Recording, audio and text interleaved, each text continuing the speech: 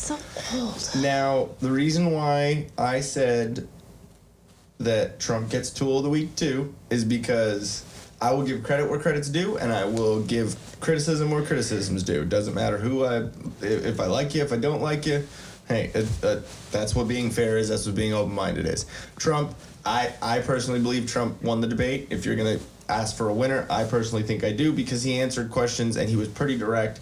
But I think he also lost it in a sense, because he was very combative and very interruptive, and I don't think that there's a way to fully get points across and fully like me personally, I think that I understand his strategy with the way he was doing with interrupting and doing all that, is because if you and I know you don't watch as much as I do about all that, so I have a little bit more knowledge of like kind of what's going on, but even you seeing the little things that I've showed you and whatever, you can tell that, you know, when Biden gets riled up, when he has someone that you know, at his rallies or someone talking to him or whatever, he reacts. He's very reactionary in like a knee-jerk kind of thing, the way he comes back. Like when that chubbier dude was at his rally and he was saying like, hey, you know, I like you, you know, but like, tell me how you're gonna, you know, he was just kind of asking him a question, and he goes,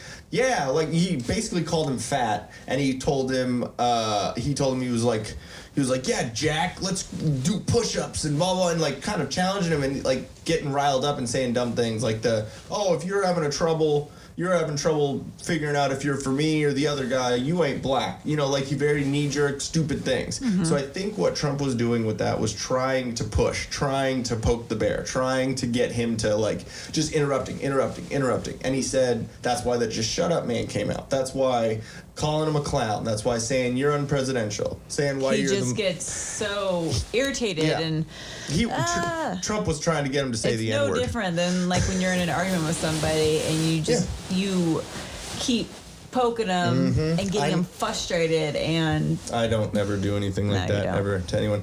But you know, I think that was his strategy, which I'm not saying it was a bad strategy. But obviously it didn't work out to the liking or to thinking what he was going to do. I personally think that he should have laid back a little bit, because the more you let Biden talk, the more he's not going to answer a question, the more he's going to string together 4 or 5 different talking points with a look, or you know, the thing is, like, because he tries to come to an end of a point and then he changes it and makes these, like, there's a couple different statements that he says, and you're like, dude, where are you going?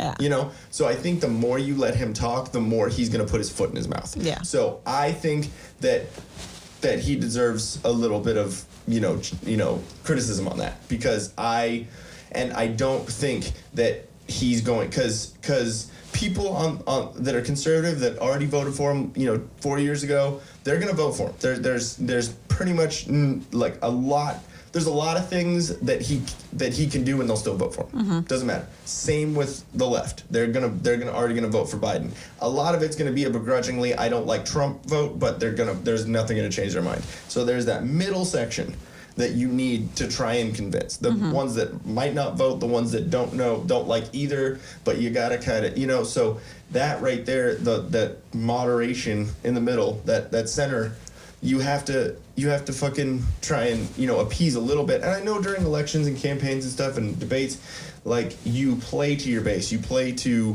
whatever side is yours, but like you gotta try and bring in that center, especially now, especially when there's so much division going on right now with the COVID and racial issues and all this stuff. You gotta try and do something. And I think being combative and being everything that everyone, like, acting as the fucking Twitter Trump, you know what I mean? As the like just fucking always firing back. Lay back. Let Biden fucking talk, and let people, and if he says something that's on point and that's, you know, cohesive and whatever, which I don't know how capable of that he is, but if he does, then respond to it. Don't just boom, boom, boom. Let it happen. And I know he's been attacked by the media. I know, like, going against Chris Wallace, going against all that stuff is because everyone just fucking comes at him all the time. So I get you're already on the defense. Yeah. I understand it, and that sucks, but you have to this is where a lot of people are gonna see you, because a lot of people don't pay attention to fucking all the news all the time. You know, they just catch, oh shit, Trump's got COVID. Oh shit, fucking this. Oh, you know, whatever. Like, they hear the big things. And so this is a big thing.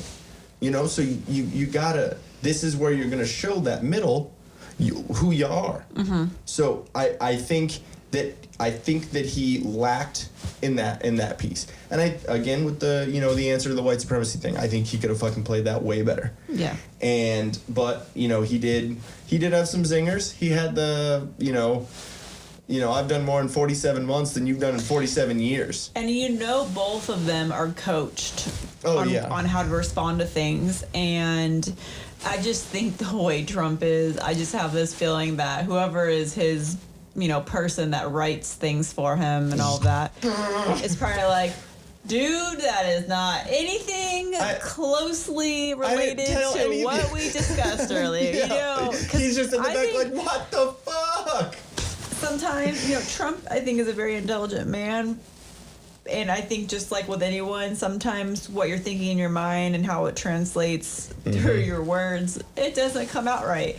So, you know, yeah, he probably... The premise of this podcast. He probably could have shut his mouth more. Yeah. I will agree with that.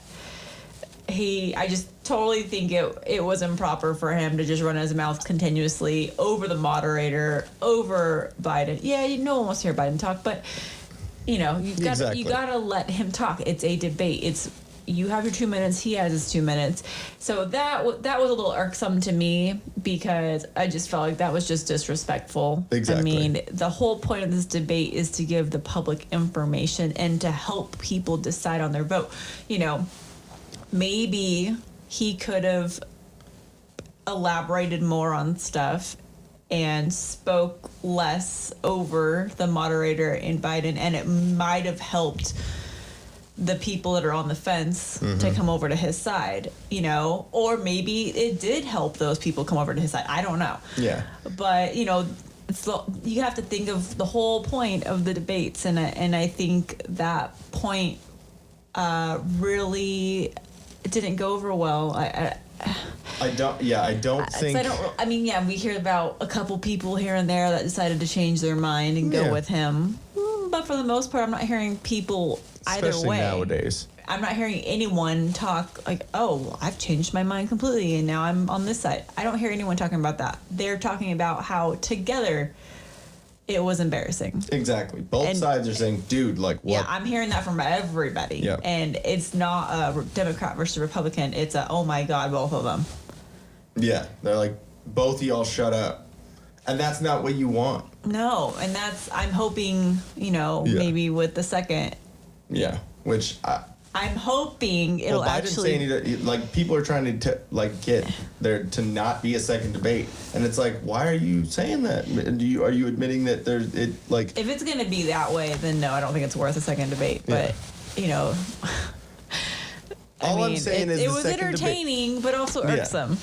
Yeah, exactly. Like, it was it's hard to follow, and I watched it when it happened. I watched it live, and then afterwards I watched it again. It was to kind of dissect it a little bit, because it was like, at first it was just a shock to the senses. It was very like bombastic, and I was trying to follow along with it as much as possible, and then I watched it back again to kind of pause it, rewind it, like find out what he was saying. It was very hard to hear what was being said, because everyone was yelling. So like the meme that I showed you this morning was the perfect scenario. Yeah. It was Kermit the Frog as the moderator. And I was kind of laughing at the moderator because he was just smiling and kind of laughing, but at the same time in his head he's probably going, fuck. Yeah. But, you know, so I kind of felt bad for him because he was just like, because he's like, Mr. President, Mr. President, Mr. President, Mr. President. Yeah, exactly. So he was being as respectful as he could, but trying to assert his role in the debate. I see that. The other thing I see is Chris Wallace. He's been the moderator of a couple debates before, and he has some biases.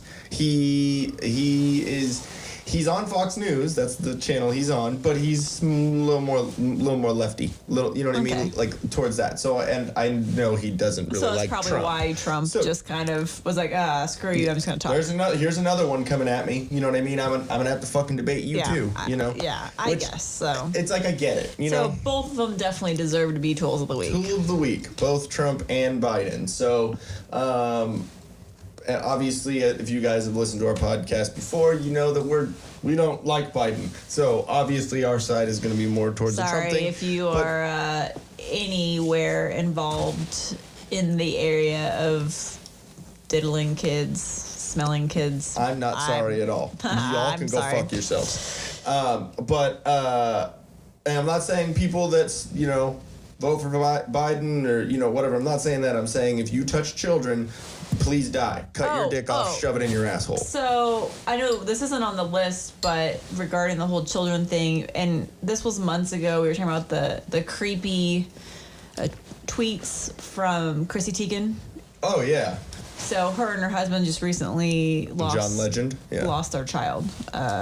Miscarriage? She had a stillborn. Oh, and so, you know, but at the same time, you know, I'm sorry, but I immediately went to, well, good, I'm glad they don't have another kid.